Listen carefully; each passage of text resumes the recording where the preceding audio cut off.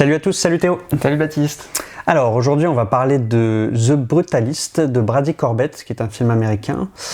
C'est un film qui a eu une très grosse réputation venue des États-Unis. Depuis quelques mois on en entend parler. Et puis il a été primé à Venise.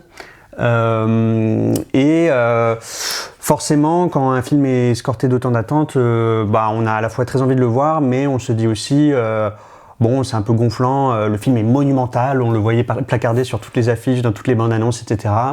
Et donc voilà, moi personnellement, je suis arrivé dans la salle en me disant ce ne sera très probablement pas à la hauteur de toutes les attentes qui ont été fabriquées depuis des mois, mais donnons sa chance au film. Toi, est-ce que Théo, pour toi le film a été à la hauteur des attentes? Est-ce qu'il est monumental? C'est sûr que moi j'ai eu à peu près le même chemin que toi, parce que c'était quand même compliqué d'éviter les critiques dithyrambiques, enfin même moi dans mon entourage, enfin vraiment énormément de gens, j'ai rarement vu autant de gens autour de moi être vraiment fan d'un film comme ça, quoi.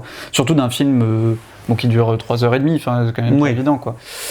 Oui, moi aussi je suis arrivé dans la salle chargé de tout un tas d'attentes. J'ai bien aimé le film, mais j'avoue que j'ai un peu attendu tout le long du film qu'arrive ce moment qui ferait que j'aurais ce déclic qui me ferait dire que c'est un chef-d'œuvre, un peu comme plein de gens dans mon entourage. Ce moment n'est jamais venu. On peut dire que je suis un peu déçu, mais bon, faut quand même faire justice aux forces de ce film, parce qu'il a quand même bien des qualités, je trouve. Pas la moindre d'entre elles est justement d'être un film je trouve de bonne qualité pendant aussi longtemps, quoi, pendant une durée aussi longue. Le film tient quand même vraiment certaines forces tout du long, sur 3h30, ce qui est quand même pas simple. Et notamment, moi, il y en a deux que j'ai trouvé particulièrement appréciables. La première, c'est, je trouve qu'il y a des très bons dialogues dans le film. C'est pas en permanence, mais en même temps ce qui est plutôt bien, enfin c'est pas non plus un film qui a toujours des dialogues super écrits, ce qui pourrait être un peu pompeux, mais il y a quelques dialogues vraiment très bien sentis qui font que dans l'ensemble, enfin moi ça m'a vraiment fait apprécier cet aspect du film. Il y en a un particulièrement qui a retenu mon attention, c'est un moment où le mécène Van Buren emmène en voiture la femme et la nièce du personnage principal Laszlo, et ils ont une discussion un peu anodine sur la ville, voilà quoi. Et donc là c'est Erzsébet, donc la femme de Laszlo, qui discute avec Harrison Van Buren. Et je trouve que c'est un dialogue qui est super bien écrit, qui est un mélange de un peu pique très bourgeoise dans le feutré, mais en même temps de vraies incises et de respect mutuel, et il y a vraiment et de tendresse aussi un peu. Il y a plusieurs dialogues dans le film qui sont comme ça, qui mélangent beaucoup de choses qui peuvent être un peu contradictoires, mais qui sont menés d'une main de maître en restant sur un fil vraiment hyper remarquable, je trouve. Donc ça, pour moi, les dialogues du film, c'est vraiment une force. Et par ailleurs, je trouve que l'écriture alors pas tant du scénario, mais on va dire de la trame générale du film, je pense que c'est vraiment une force du film aussi, par son côté inattendu et imprévisible. C'est-à-dire que je pense que si on s'arrête à peu près à n'importe quel moment du film, c'est possible de deviner quelle va être la suite, quelle va être la fin, mais c'est pas du tout évident, notamment parce que Laszlo, le personnage principal, il a certes un parcours un peu de rêve américain, de simili-rêve américain, mais c'est quand même vraiment en dents de scie. C'est pas très linéaire, on va dire, comme vie, quoi. C'est pas une lente progression, ni une lente descente, c'est un peu... Et des ruptures constantes, ouais. Ouais, voilà, c'est ça. Ce côté inattendu, mais de rien, moi je pense que c'est la clé du fait que le film nous tient en haleine quand même pendant aussi longtemps, quoi. Moi je me suis pas du tout ennuyé devant le film, et je pense que ça tient à ça, quoi. On est toujours un peu tenu dans l'attente de ce que va être la suite du film. Donc voilà, ça pour moi c'est peut-être même la force principale, le côté imprévisible du scénario qui fait que on est vraiment tenu par la narration, quoi. Ouais, c'est vrai que c'est un objet assez curieux, ce film, finalement, parce que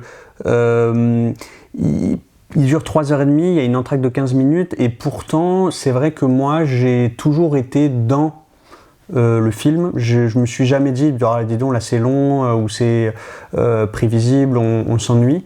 Pour moi, ça tient au fait qu'il arrive. La plus grande réussite du film, c'est la construction de son atmosphère. C'est un récit qui est en apparence assez classique, et c'est pour ça qu'il a été comparé à plusieurs jalons de l'histoire du cinéma, comme Citizen Kane, avec un mania tout-puissant qui est pris de folie, ou There Will Be Blood de Paul Thomas Anderson, plus proche de nous en 2008, sur là aussi la relation de quelqu'un qui veut exploiter les autres et son entourage, voilà. Donc il a une atmosphère bien à lui, ce film, mais en même temps, je trouve que c'est un film qui s'éparpille quand même beaucoup et qui est un petit peu brouillon et qui, surtout à mon avis, Brady Corbet, j'ai pas vu ses 2 autres films d'avant, mais il n'a pas les moyens de ses ambitions, quoi. Il a voulu faire un film définitif et monumental, voilà, sur la vie d'un architecte qui émigre aux États-Unis, qui a vécu la Shoah. Donc voilà, il y a quand même un thème, tout un background derrière qui est très lourd. Et au final, il arrive à chaîner tout un tas de petits thèmes, et tout ça, c'est bien enchaîné, les thèmes sont bien liés les uns aux autres, je trouve, mais par contre chacun d'eux est quand même brossé de manière très superficielle, et je donnerai un exemple. Pour moi, c'est peut-être la thèse la plus intéressante du film. Elle est séduisante, quoique extrêmement radicale. C'est l'idée qu'en fait le personnage de Laszlo, donc incarné par Adrien Brody, subit en fait aux États-Unis une sorte de prolongement de son expérience de la Shoah en Europe. C'est quand même une idée extrêmement forte quand on y pense. Certains diraient très contestable. Moi, je pense que, en tout cas, elle mérite peut-être d'être étayée, voilà. Mais il le fait pas tant que ça. Et il le fait avec l'une des scènes les plus choquantes du métrage qui arrive dans la deuxième partie, où effectivement là, on retrouve un peu l'esthétique et le sentiment d'un enfermement dans une cave, et le sentiment d'un viol intime à Carrare, en fait, là, quand ils viennent chercher le marbre. Et donc le personnage de Brody est violé par le mécène, et ça, bon, là on a effectivement un exemple de ce thème, mais je trouve que ça vient très brutalement dans le film. Bon, c'est peut-être un hommage au titre du coup, mais c'est vrai que j'ai trouvé que ça symbolisait bien le côté un petit peu parfois brouillon du film. Ouais, ça je suis assez d'accord avec toi. Moi je trouve que le film est aussi très marqué par la thématique de l'immigré qui ne sera jamais vraiment américain, quoi. Il lui est répété plusieurs fois, ou alors ça lui arrive plusieurs fois dans sa vie. On lui dit, à un moment il y a un gars qui lui dit on te tolère ici, quoi. Et on voit bien que dès que il y a un moindre accident dans sa vie, bon il est remis dans la précarité, et comme sur le thème que tu évoquais, sur ce thème de l'immigré qui du coup sera jamais vraiment accepté, c'est quelques scènes par-ci par-là, mais c'est pas vraiment étoffé, ou en tout cas je trouve pas que le film développe quelque chose de vraiment passionnant là-dessus, quoi. Et là-dessus, moi, sur le côté superficiel des thèmes, moi vraiment en fait ce qui m'empêche d'apprécier ce film, c'est le côté superficiel de la mise en scène. Alors c'est peut-être pas de la superficialité, cela dit, mais plutôt de la banalité, en fait. Ouais. C'est-à-dire que là il y a des gens qui vont crier, qui vont hurler au loup, parce que pour beaucoup ce film c'est une preuve un chef-d'œuvre de mise en scène. Ouais. Bah non, mais je vais étayer mon propos. Ouais. En fait, moi je trouve tout simplement que comme peut-être 90% des films, peut-être plus, ou enfin je sais pas, c'est un film en fait qui est assez abstrait. On est très concentré dans la narration sur les personnages. C'est-à-dire que quasiment l'intégralité des scènes, c'est des scènes de dialogue entre eux. On explore beaucoup, enfin voilà, les relations entre eux, ce qui en soi n'est pas un problème, hein. Mais on n'explore que ça, et en fait il n'y a pas vraiment d'extérieur à ces individualités. C'est un film qui est un peu hors société. Et pour le coup, moi je trouve que sur ce film-là, qui a quand même pour ambition de raconter la vie de quelqu'un qui débarque aux États-Unis après avoir vécu la Shoah, faire un film qui n'évoque pas l'environnement social dans lequel sa vie se déroule, bah, c'est quand même un gros raté. Ou en tout cas, moi, c'est quelque chose qui m'a beaucoup manqué quoi, dans ce film. Et notamment, je trouve que ça se voit d'autant plus qu'à un moment, l'extériorité politique, on va dire, est évoquée dans un dîner chez le mécène Van Buren, où Laszlo évoque le fait que c'était plus facile de rentrer aux États-Unis sous la présidence de Truman que sous la présidence de Roosevelt, quelque chose comme ça, mais j'ai pas très bien saisi parce que je m'y connais pas très bien là-dessus, mais je crois que c'était à peu près de cet ordre-là. Et il y a un ami de Van Buren qui dit ah bah au fait va y avoir un nouveau décret pour favoriser l'immigration venant d'Europe, on va peut-être pouvoir faire venir votre famille grâce à ça. Et là Van Buren dit ah ouais non mais écoute bien mon ami avocat parce qu'il travaille dans le cabinet d'avocat du vice-président des États-Unis en gros. Et donc en fait là moi c'est un truc qui m'a presque un peu agacé, c'est que ce qu'on appelle la politique est convoquée comme étant uniquement un truc de salon de bourgeois. C'est-à-dire que, enfin voilà, on ne parle de ça que parce que le gars, c'est carrément, c'est l'avocat du vice-président ou presque, qui est quand même un niveau d'aristocratie qui est assez dingue, quoi. Comme si en fait, la politique n'avait aucune répercussion matérielle dans la vie des gens, quoi. Moi, c'est ça que je trouve manque cruellement dans l'exposition qu'on nous fait de la vie de ce Laszlo et ensuite du reste de sa famille. C'est quand t'es dans la précarité, évidemment que t'es hyper attentif. Justement les décrets t'es pas attentif forcément aux décrets, mais la possibilité d'immigrer ou de faire émigrer ta famille pour venir te rejoindre, t'es hyper attentif à est-ce qu'il y a une augmentation du coût de l'essence ou du coût de la vie ou des trucs comme ça quoi. Enfin l'extérieur, le monde extérieur a un impact déterminant dans la vie des gens qui vivent une vie précaire. Et là dans ce film c'est complètement absenté quoi. Il n'existe que les relations interpersonnelles entre les gens et du coup, je pense moi c'est vraiment ça qui m'empêche d'apprécier vraiment le film, parce que par ailleurs ça se voit aussi je trouve dans la photographie, elle est très classiquement concentrée dans des plans rapprochés sur les personnages, voire des gros plans, pour filmer du dialogue quoi. Et en fait c'est très banal, à l'exception de quelques plans qui se veulent justement monumentaux, etc. Mais il y en a quand même vraiment pas tant que ça. Hein. Des plans qui se décollent des personnages. Et d'ailleurs, moi je pense que le marketing autour du film vend beaucoup plus un truc monumental justement que ne l'est le film lui-même. Le film c'est vraiment un film sur l'intime. Ouais. Et c'est pas vraiment une fresque en fait. Ouais voilà. Et donc bon, moi c'est ce qui fait que ce film m'a pas frappé comme étant vraiment un grand film, un chef-d'œuvre, c'est qu'en fait dans sa mise en scène, je l'ai trouvé assez banal en fait. Ça manque d'ampleur. Je pense qu'en fait, Brady Corbett, mine de rien, j'ai dit qu'il voulait brasser beaucoup de thèmes, mais par contre, je pense que le thème en fait qui l'intéresse le plus, et ça rejoint ce que tu dis sur le manque un petit peu de sociétal, de social dans le film, c'est que en fait, il s'intéresse essentiellement à la relation de l'artiste au mécène, comme lui, il a souffert dans sa carrière de réalisateur de sa relation avec les producteurs, parce que j'ai vu qu'il disait ça dans un article du Monde, et c'est intéressant ça, mais c'est vrai que t'as envie de lui dire, bon, passe outre ton seul cas personnel, il y a aussi autre chose dans la vie, et il y a des films qui ont un peu mieux lié, je trouve, de parler de cinéma et de parler de la vie, quoi. Là c'est vraiment, effectivement, un petit peu le petit bout de la lorgnette. Je pense que ça peut expliquer.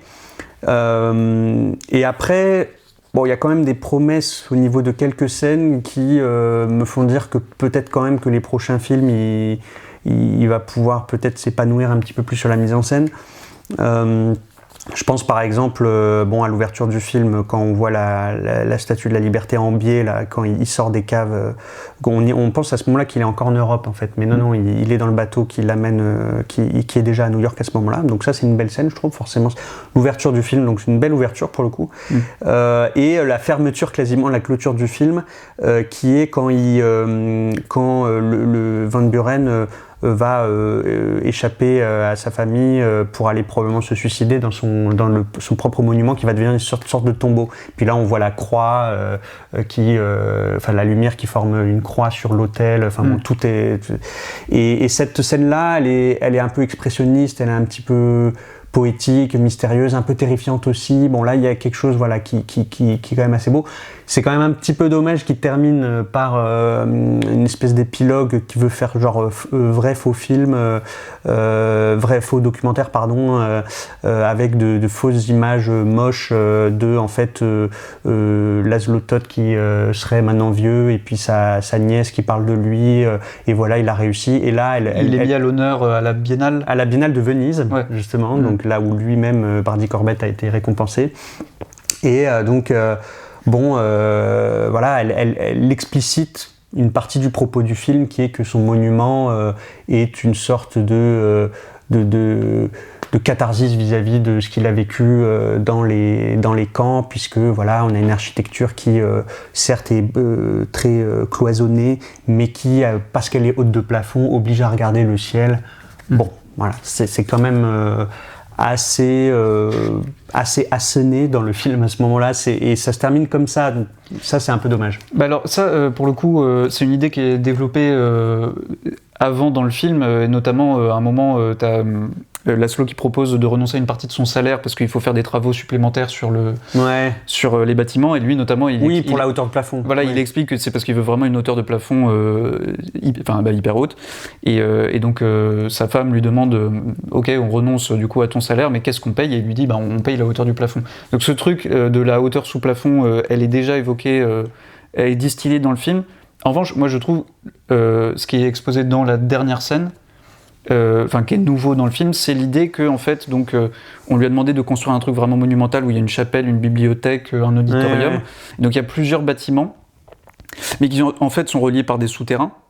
Et donc dans la dernière scène, sa nièce évoque l'idée que tout ça c'est une métaphore des camps dans lesquels lui et sa femme étaient donc chacun de leur côté détenus pendant la guerre, et qu'en fait existaient quand même entre eux de manière complètement fictive, métaphorique, des souterrains qui les reliaient, quoi.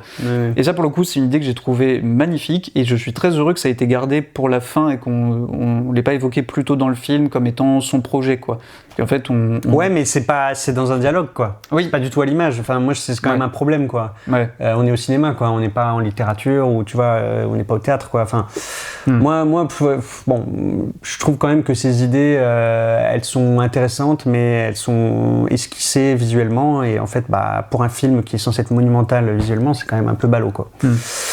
Bon, voilà, après moi, là je peux paraître un peu sévère, mais c'est vrai qu'encore une fois, c'est un film qui, on peut pas balayer non plus d'un revers de main. Il y a pas mal de petites choses intéressantes dans le film, mais voilà, c'est pas un grand geste artistique selon moi non plus à ce stade, mais à suivre Bardi Corbett, voir ce qu'il fera. Voilà, on va s'arrêter là-dessus, et puis à une prochaine fois. Salut.